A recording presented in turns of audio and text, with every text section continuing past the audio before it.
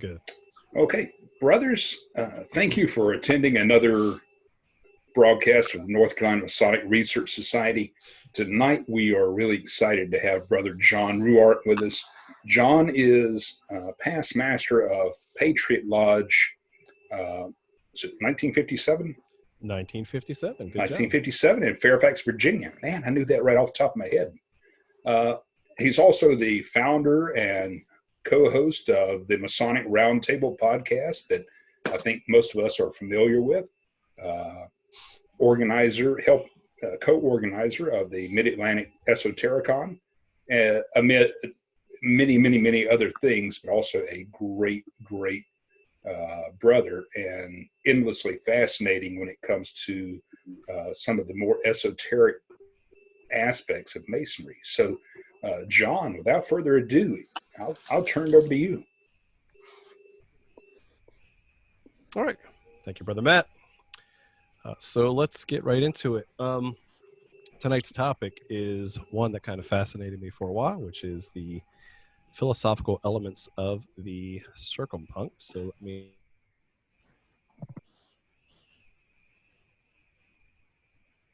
quiz all of you. Let's see. What screen are you seeing? It says philosophical elements of the circumpunct. Well, there you go. That's the one I wanted. Great. All right. So for pop quiz, who knows what the circumpunct is? Go ahead and chat or unmute. The point within the circle. It is. It's a very good point within the circle. Right. So let's talk about that. Upon examination of the ritual in the entered apprentice degree, many forms and symbols evolve after serious reflection and contemplation. Now, for me, the symbol of the point within a circle always had a special meaning. At first, it seems odd that such a symbol would even be included at all, because it does not directly pertain to an operative working tool or a biblical reference, most of what all of our other signs and symbols seem to represent. And even the Holy Saints John and Book of Constitutions added to it seem to be added as an afterthought, really as caveats in the bounds in which we're supposed to remain. So why then would this seemingly out of place symbol not only appear in our ritual, but specifically appear on the very first light that a candidate receives? So the foundation of the entered apprentice degree is to introduce the candidate to forms and customs of our craft, more as an introduction before we get into higher concepts. So why is the circumpunct a critical symbol of this degree? Right. There are no obvious extensions of the circle in the latter two degrees. Right. We have tools that build upon tools in other degrees. But we never see this again. There are no obvious extensions of the circle in the latter two degrees. So therefore, I've come to conclude that deeper meanings for the purpose of the circumpunct must exist. So the purpose of this presentation is to give a little bit of an explanation of the circumpunct as represented in the 3 degrees and to elucidate deeper symbolic meanings on the symbol throughout history. Before addressing the deep symbolic meanings of the circumpunct, we must first explain the philosophical and moral application of the compasses. So the application of which form the circle dot. This fundamental understanding is crucial to ascertaining deeper symbolic meanings, much as how one would want to learn about the various brushes that an artist may use or chisels that a sculptor may handle in order to better appreciate his work. So let's go back to Albert Pike. Albert Pike in Esoterica noted, quote, "In a lodge of the French Rite, when the senior warden is asked, 'Are you a master mason?' his answer is, 'I am. I have passed from the square to the compasses.'" The compasses are used to describe circles and in spherical trigonometry in which the square cannot be used. They are therefore a fit symbol of the sky, the heavens, which form, as it were, the roof of a half sphere, in crossing which the heavenly bodies appear to describe arcs of circles, and therefore the square is a fit symbol of the earth. So as you can see, you could not take a square, a flat square, and do any sort of spherical trigonometry on that. And so because of the celestial sphere that we look through as we examine the stars and constellations, this is how one would apply this working tool to be a fit symbol of the heavens. The compasses, which are a fit symbol of the heavens, are also a fit symbol, therefore, of all that is heavenly and spiritual. The square, which is a fit symbol of the earth, is also a fit symbol of all that is earthly and material in nature and in man.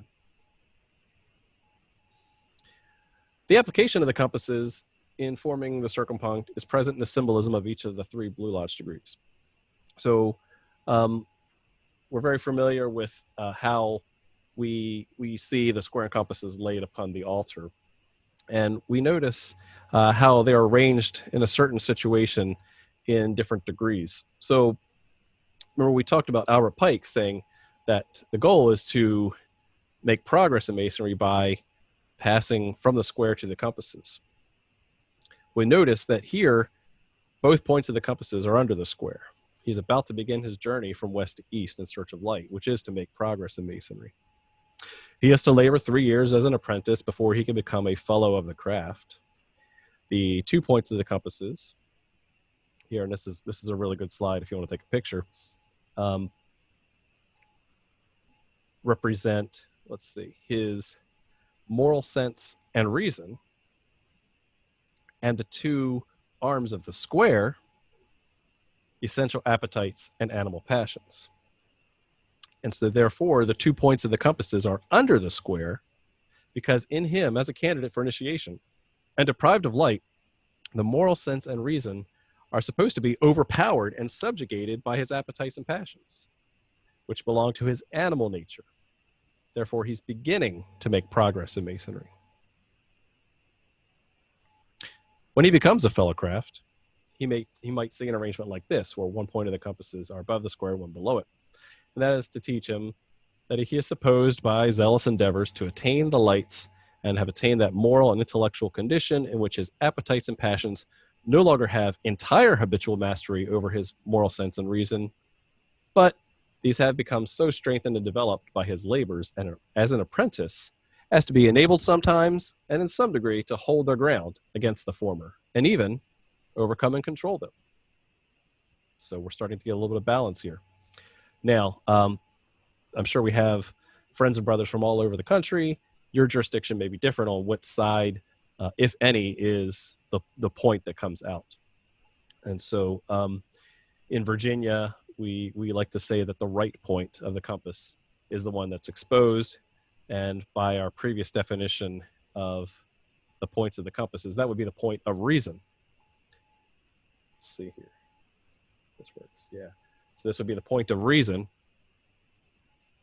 which is a logical progression, because in the fellowcraft degree, we teach reason via the liberal art of logic.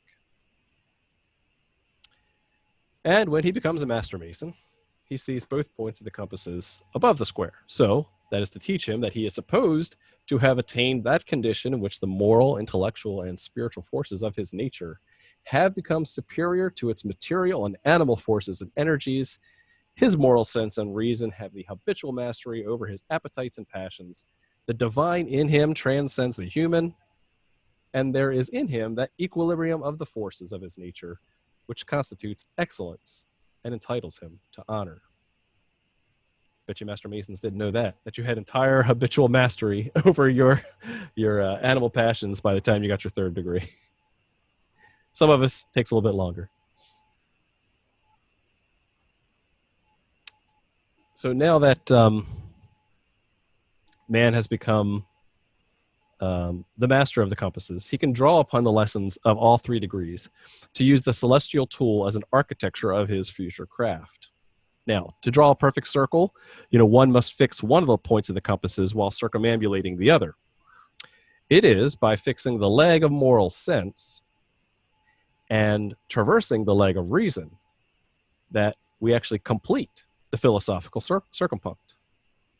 It wouldn't work the other way around, since moral sense is the intrinsic instinct to separate right from wrong, more like an inherent grounding knowledge, while reason is the way in which man discerns what is the wisest and best course of his conduct among his travels. So in a spiritual way, by traversing this curve, we've now completed one of the oldest and most intellectual symbols throughout all of history. Because we use the spiritual tool of the compasses, therefore the resulting symbol must also be spiritual.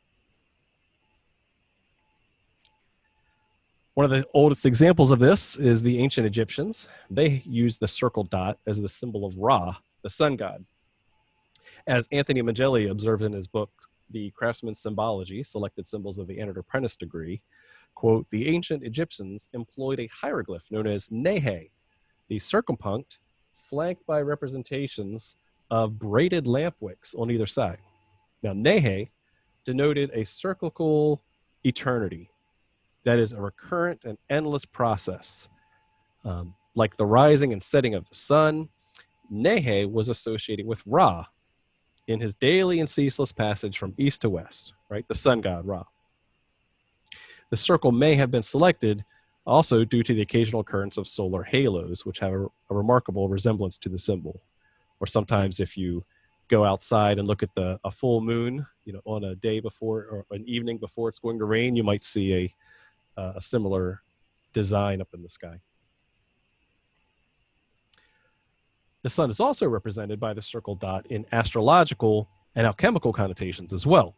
Astrologically, the sun is usually thought to represent the conscious ego, the self and its expression, personal power, pride and authority, leadership qualities, and the principles of creativity, spontaneity, health, and vitality, the sum of which is named the life force. Alchemically, the symbol also represents the sun, as used to show sun's dominionship over gold. In Carl Jung's alchemical studies, he states, quote, the center contains the indivisible point, which is simple, indestructible, and internal. Its physical counterpart is gold, which is therefore a symbol of eternity. Now, gold in spiritual alchemy is the last state of perfection and the unique application of the philosopher's stone. Now, in masonry, this is akin to our daily work of perfecting the rough ashlar to achieve the perfect ashlar. Now, because of this link to the astrological sign, the sun and gold, or perfection, is a holy union. In fact, it even has a deeper meaning. In spiritual alchemy, the sun represents the divine masculine. Conversely, the divine feminine is represented by the moon. However, Hermetic teachings introduce both the masculine and feminine qualities of the deity. Therefore, it is unknowable of the true nature of God, and the deity is represented as a union of the two, or the divine hermaphrodite in the manifestation of Rebus. So for any of my southern jurisdiction master craftsman students, you'll see Rebus here, represented both as a male and female. Male holding the compass, the female holding the square, the sun and the moon represented as well. Now, this hermaphrodism of the supreme divinity was again supposed to be represented by the sun, which was the male generative energy, and by nature, or the universe, which was the female prolific principle. And this union was symbolized in different ways, but principally by the point within the circle, and the point indicating the sun, and the circle, the universe, invigorated and fertilized by his generative rays. That came right out of Mackey. There's another diagram, a little alchemical diagram of the sun and moon as feminine and masculine. A common representation of this union of masculine and feminine together is by the phallus and the steus. Now, the phallus was a representation of the male organ of generation. And if you were to just imagine you're looking top down at the point within a circle, and if you were to turn that on its side, you would now see, a cylinder sticking out from a circle. So we're now going to talk about penis worship. The phallus was a representation of the male organ of generation. Worship of the phallus has traces back to Egypt and the murder of Osiris, where his body parts were eventually recovered, except for his male organ, which represents the conquering of night over day. The phallus, therefore, as the symbol of the male generative principle, was very universally venerated among the ancients. Yet, this is only a portion of the symbolic representation. The outer ring was represented by the staeus. Now, the staeus was a circular and concave pedestal or receptacle on which the phallus or column rested, and from the center of it, which it sprang. Pike observed the Indian lingam was the union of both, as it were the boat and the mast and the point within a circle, all of which express the same philosophical idea as to the union of two great causes of nature, which concur, one active and one passive. Thus, the spiritual symbol of the generative union is represented by the physical union of the male and female. And here's another example that we see very common right in the middle of our capital.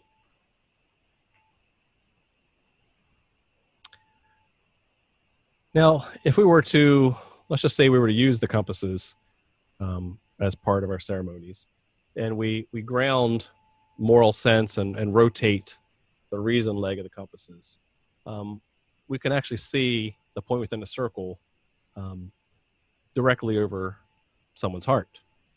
Therefore, we've reiterated where we were first made a Mason. This leads us to an indication that the application of the circle dot is grounded in moral and spiritual meanings and may have additional higher meanings. This is consistent with ancient symbolism of the moon representing the brain and the sun representing the heart, right? Sun, point on a circle, gold, so forth. Thus, while the moon represents change and uncertainty, emotions, the sun represents the point within the circle, true balance, self-awareness, and truth itself. In numerology, the circumpunct is the archaic form of the Greek letter theta. In Greek numerals, theta was used as the number 9. By totaling up the circumference of 360 degrees, that is 3 plus 6 plus 0 equals 9, we result in the symbolic number of the spheres and the muses. We continue to find subtle inspirations of the divine even in numerology. Also, Royal Archmasons will appreciate the symbology of the number 9. Therefore, even in Greek, though, the ancients regarded this number with a sort of terror. They considered it to be a bad presage as the symbol of the versatility of change and the emblem of frailty of human affairs, and avoided all numbers where 9 appeared. So they kind of had the 666 kind of fear of the number 9.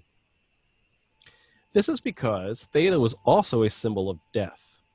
And if applied to the circumference of a circle, then that means death is really the outer ring of our faith. By looking inward toward the point, we reach the symbol of tau, or life, its natural opposite. So the closer we get to the center, the closer to life eternal. The further away from the Creator, the closer we get to eternal death. As the simple tau represented life, so when the circle symbol of eternity was added, it represented eternal life. Royal Archmasons will again appreciate the symbol of tau as the center point of life. And of course, no good philosophical research paper would be complete without mention of the Kabbalistic tree of life. Anthony Magelli and even Pike allude to the fact that a circle centered and traced between two parallel lines is inherently Kabbalistic. Although I think that kind of misses the point. The circle dot created by the tree of life could center on da'at, the hidden sphero, and in good sense be considered an empty slot unto which the gem of any other sephira could be placed. It's basically a reflection of all the other forms of light.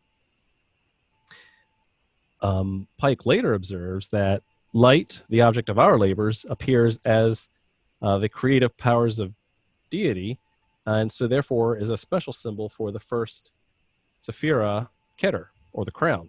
So Keter, as stated in the Zohar, is the most hidden of all things, since it is the first utterance, the closest actualization of God that one can ever attain.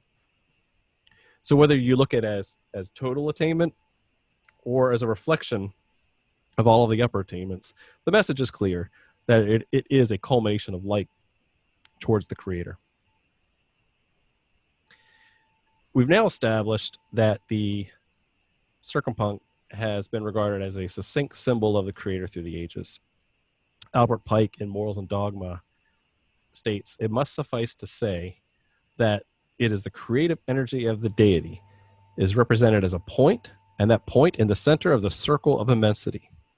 It is to us in the EA degree a symbol of that unmanifested deity, the absolute, who has no name." So A.E. Waite, through the artistic artwork of Pam Smith, even translated this into some of the Rider-Waite tarot decks, and you can see Temperance here, but what is right there on the third eye of Temperance, right there at the pineal gland? Sure enough, that's a point within a circle. And for those who know the symbolism of this, it's really there to inspire, divine power, divine will to be temperate in all that we do. And if you still have doubts, you can see the tetragrammaton hidden in the cloak of temperance. Yeah, there's a close-up view of that. So in conclusion, throughout a Mason's Blue Lodge journey, we've exposed to him through allegory the end goal in both life and in Masonry, right? The attainment of the ultimate center, the alignment with his deity. In effect, we've taken that journey around the circumference of the circumpunct and ended right back up in the beginning. This is one of many examples where even the allegory of ritual is yet but another allegory of hidden spiritual truths. So in this instance, the symbol of the circumpunct has been utilized as a spiritual symbol of deity throughout the ages, from ancient Egypt to Kabbalistic philosophy and so on.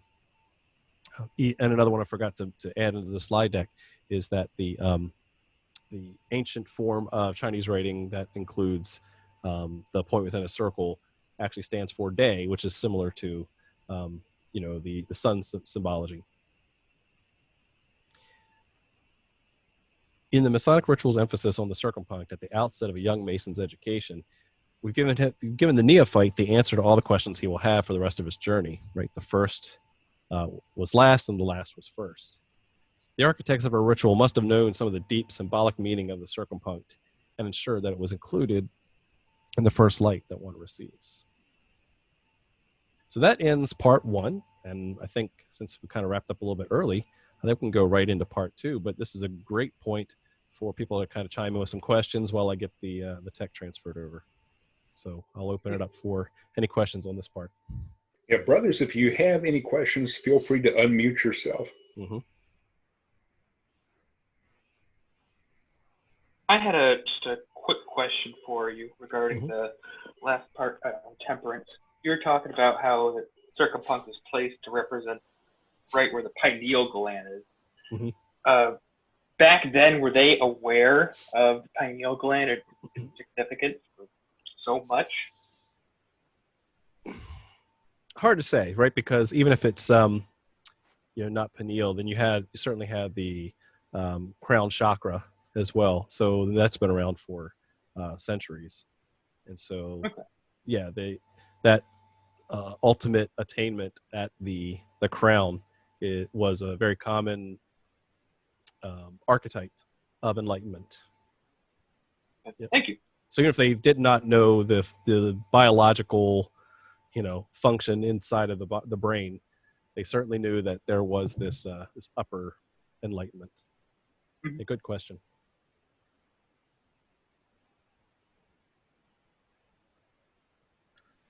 John, I also had a question about the temperance card in the tarot. Mm-hmm.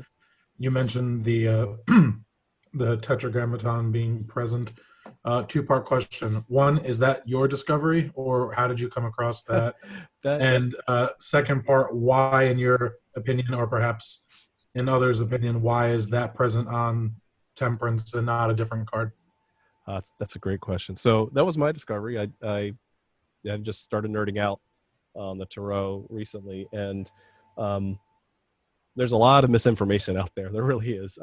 I really like the Rider-Waite deck because it is, it was explicitly designed with certain symbols by A.E. Waite, who was a Mason.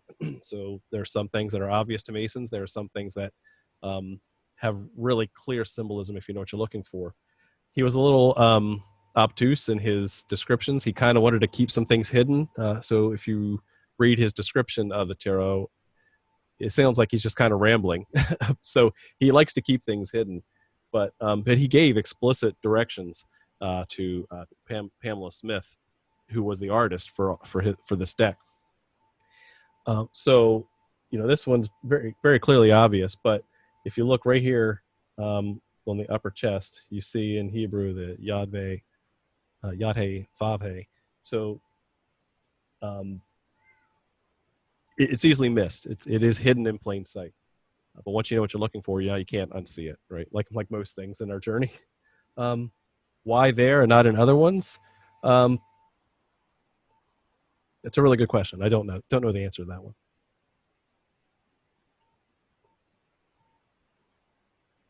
Okay, so what I'm going to do is I'm going to switch over to let's see, part 2. This is one that I did do an episode of on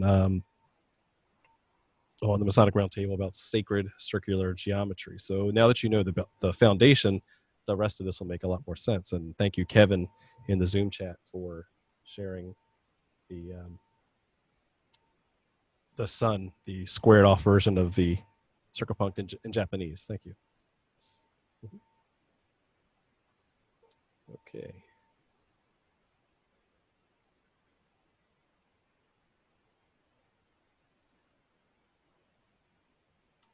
All right, so forgive the different slide decks because I did these presentations at different times.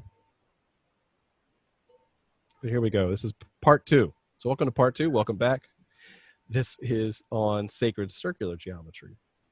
Sacred geometry is a very complex and detailed science involving reverence to the mathematical analysis of God's creation. There have been many tomes dedicated to the various facets of this art, and therefore, in order to narrow the scope of sacred geometry, I've decided to focus this presentation on the topic of sacred circular geometry. The point within a circle, as we just discussed, we're introduced to in the Entered Apprentice degree, and the more I researched it, the more profound it became, as you know. And since the point within a circle is a spiritual sign, right? We know we've discovered so far that God is the point and universe is the circle. This is a divine symbol.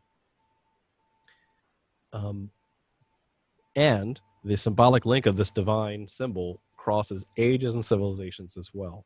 So we learned some of those in part 1. Let's dig into part 2. Now, if God is the point of infinite energy and the source of all creation, then let's explore how he began creation from nothingness. We'll use this symbol to actually describe the process of creation. Now, first, if there's nothing, then the theory of relativity tells us that there's nothing in relation to him. He exists without time or space. But if he wishes to create, he must will space to be created in order to have room for creation. So this is the Lurianic Kabbalistic term of Simsum that describes how God began the process of creation by contracting his Ein Sof, the infinite light, in order to allow space for a conceptual space in which the finite could exist. Since God is perfect and uniform, we represent this radiation of space from the center point to be a uniform and perfect circle. Okay? Let me switch over to a laser pointer. There we go. We now have space for God to create. Being perfect, he'll move one unit of radius to the edge of the first circle, and then we'll create a second circle of the same size. that looks like this. So you can do this at home if you get yourself just a simple drawing compass, right? You can draw one circle and then just move the anchor to the edge of one circle and draw it again with the same radius, and you'll easily create this, this symbol. This is alluded to in the creation story where it says, in the beginning, God created the heavens and the earth was without form and void, and darkness was upon the face of the deep. And the Spirit of God moved across the face of the waters. And God said, let there be light, and there was light.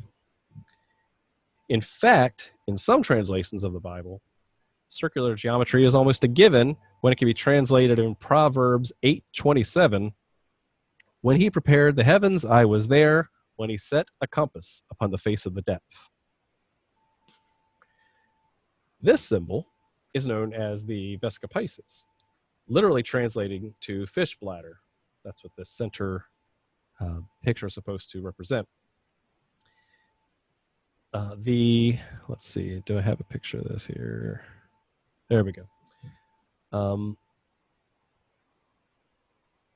The mathematical ratio of the height of the Vesca Piscis to the width across its center is the square of √3.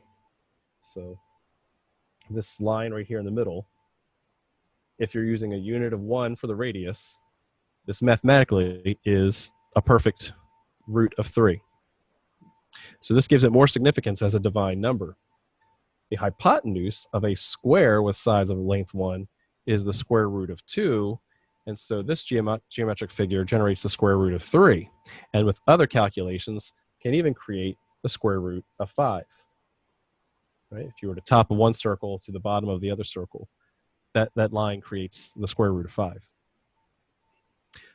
Another way to generate the square root of 3 is by measuring the distance between opposite corners inside of a perfect cube, which is the symbol of perfection, or squaring the circle.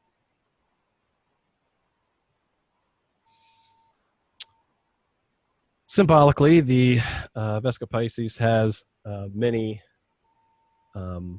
meanings. To begin, when placed in a vertical orientation like this, like this, it can represent the duality of the earthly and the heavenly, and represent the alchemical doctrine of as above, so below.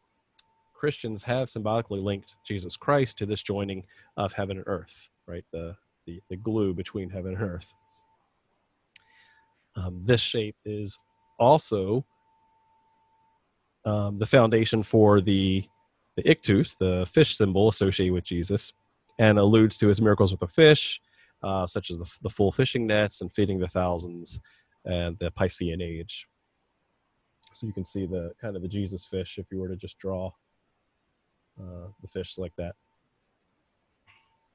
Now, when viewed in a horizontal orientation, with the Vesca Piscis standing vertical, it becomes the symbol of the sacred feminine by its similarity to the shape of female anatomy. Now, I find this fascinating since we just talked about in the previous section that the circumpunct is a male symbol, and just by offsetting those, you now have a female symbol, which continues to support the hermaphroditic qualities of the Creator. This orientation has been used in Christian art to enclose saints, the Madonna, and even Christ himself. So you'll see some artwork inside of this fish bladder shape. Now keep in mind that so far we are representing creation in only a two-dimensional manner. Now this will also works in 3 dimensions if you can wrap your head around that, with spheres and cross sections of them.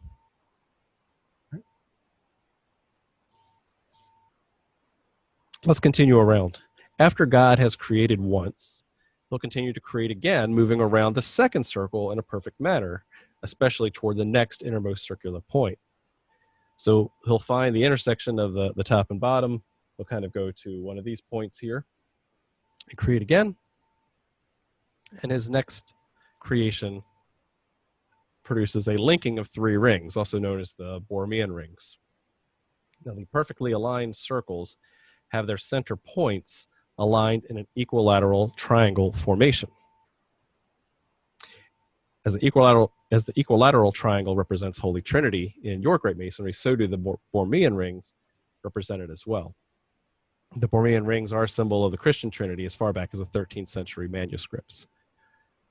Just from a geometric perspective, I think it's just fascinating that by using only a compass, you can draw a perfect equilateral triangle, right? You just draw 3 circles, link them up, and by connecting their center points, you have a perfect 60-60-60 equilateral triangle. Fascinating. Now, here's another view of the interior of the Borromean rings, which you'll see in a lot of Celtic artwork as well. If you continue around in this pattern, you can add more circles around the first circle, and you'll get a geometric pattern that looks something like this. This complete 6-petal flower is where geometry starts becoming a little bit more interesting. This newly created 7-circle flower is known as the Genesis pattern, or the seed of life, and is thus explained. We described earlier how each surrounding circle represents the days of creation, but this perfect figure has further knowledge buried within it. Not only is this shape useful in geometrically defining other mathematical proofs, but is a foundation of other areas of creation. So if you take this as a 3-dimensional figure again, we can visualize this as a cluster of cell-like spheres. The center of these compacted spheres form a perfect cube. So you kind of have to use your imagination here and imagine this in 3-dimensional space, and these circles will fit nicely together to form a perfect cube of circles. Now, the mystics of the past did not know the microscopic and scientific explanations of the purpose of seed of life, but today we know that the human embryo forms this figure on the 3rd day after fertilization. Pretty mind-blowing. Also, by connecting the tips of the 6 flower petals of the seed of life, a perfect hexagon is created, as the honeycomb is also found in nature.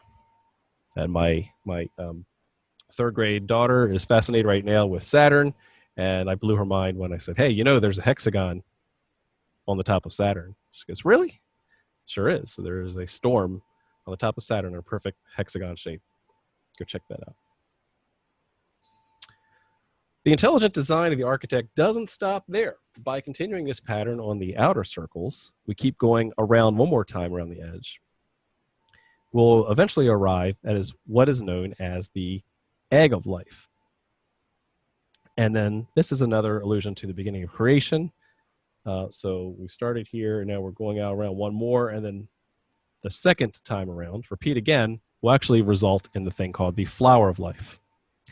This pattern has been found around the world, this flower of life, mind you, from several cultures who could have never met.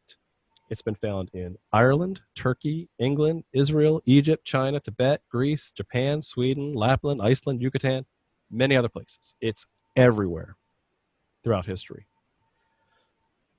Now, what is fascinating about this flower of life is that in most instances around the world, it stops at 3 rotations of the pattern.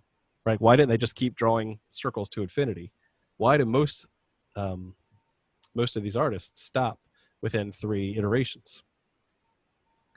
It's been recorded that this was no accident. The ancient mystery schools knew that another round of circular geometry yielded actually a far more important symbol, the fruit of life, but we'll get to that. Going beyond the 3rd rotation into the 4th rotation now, all the way around, we end up in the mystery schools. By extending the flower of life to the outer parameter and detailing the circles that extend in the 6 directions from the center. So we've got a ton of circles now, but we're really only going to focus on these shapes. We create the fruit of life.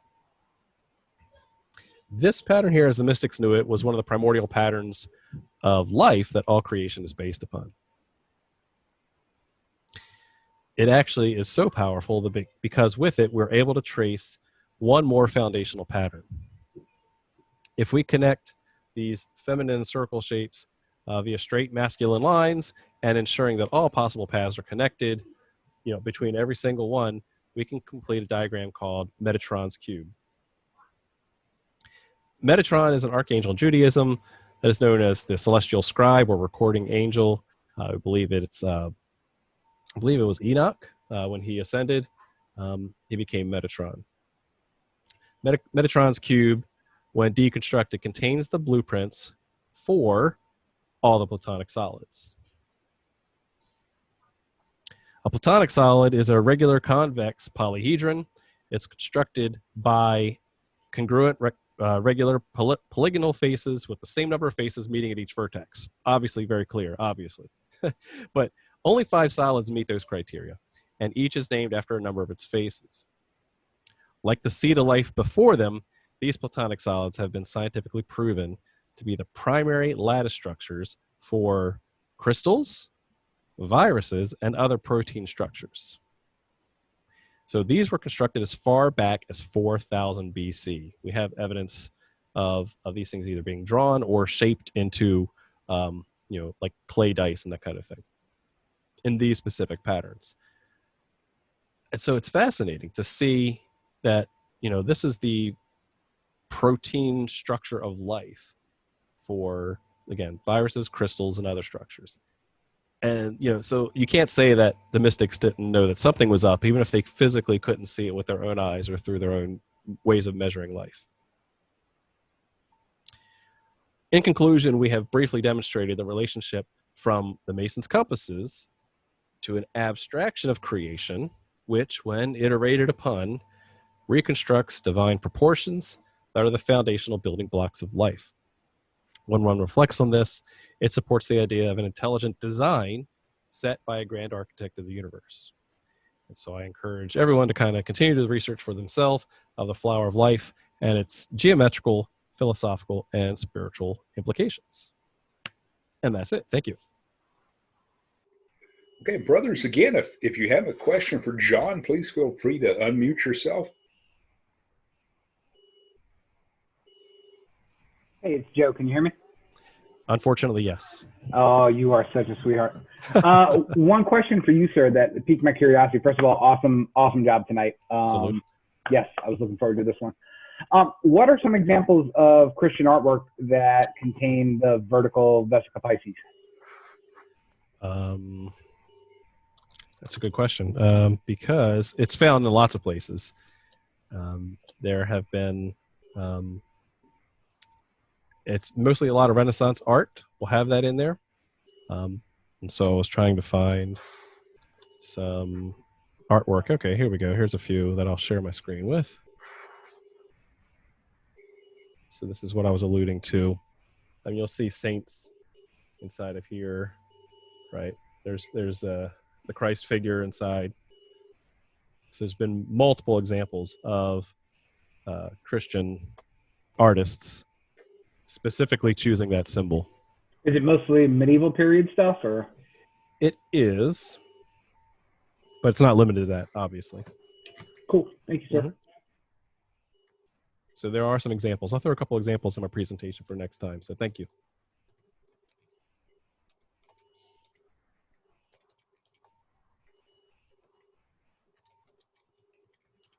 Any other questions?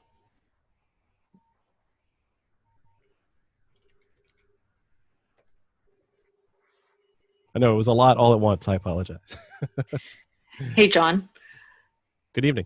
I'm going to echo what 707 Treasure asked a little while ago, which is there's also on a couple of, well, actually, I've seen it in a couple of places, including, I want to say, the first degree tracing board, but the dot between the two parallel lines, or the point between two parallel lines. Can you talk about that a little bit? Sure thing. Often you'll find Mackie and some of our ritual describe it more as a the Tropics of Cancer and Capricorn, and how they are the extremes of which our solar light travels. And so I think that's more of an exoteric symbol rather than an esoteric symbol. That's why I really didn't even include it into this presentation. I've had, well-read Masons kind of just debate with me left and right about the, well, no, it only means, the level of the solstices, and that's all it means. And I'm like, you can debate with me, but I get my sources from like Pike and Mackey, so like talk to them, because they saw it as something different. So I think that when we commonly see it as two parallel lines with the circumpunct inside of it and the a book on top, I think it's really obfuscating that what really that point within the circle really means. So that's just my interpretation, because also I haven't found when that symbol of all the pieces put together, the parallel lines and all that, got added into any rituals, and so it just seems kind of thrown together. But that's if I have any other evidence, I would retract that statement. But that's the point within the circle, but by itself, standing alone, seems to have obviously a much more stronger significance to me. So good question.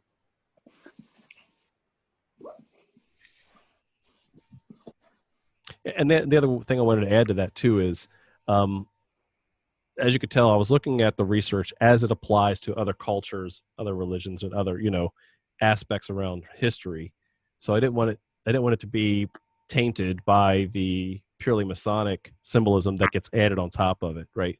It's not the one way we're supposed to look at it, because if it was, we stole it from all these other cultures, right?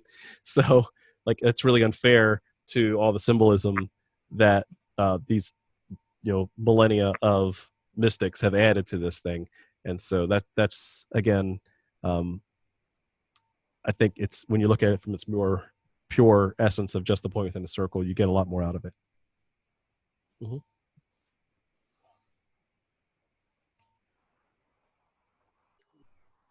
Okay, brothers, any other questions, comments for John?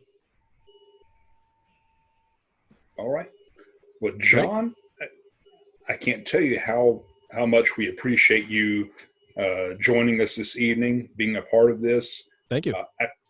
I've seen that presentation once before, and I'm still blown away by it. So thank you so much. And brothers, friends, thank you again for joining us. And hopefully we will see you next week when we have Worshipful Brother Tim Dahlman as our guest speaker. Ooh, nice. Yeah. All right. All right. Well, if there are no other questions or comments, I will bid you good night.